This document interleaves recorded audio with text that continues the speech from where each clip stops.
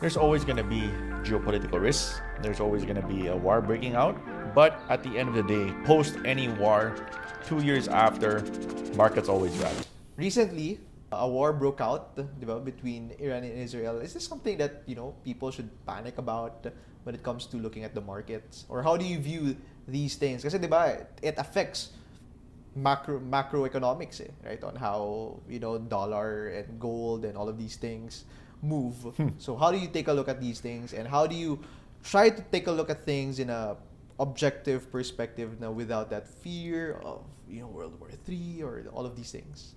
There's always going to be geopolitical risks. There's always going to be a war breaking out. There might see some panic happen in the short term. Let's say, for example, like oil prices shooting up in a bit. And they might cause that volatility in the stock market.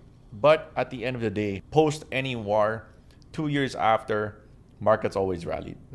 So I always view any volatility or any of these geopolitical risk as an opportunity. I mean, that's how I see it. Has that happened with, let's say, for example, recently the Israel?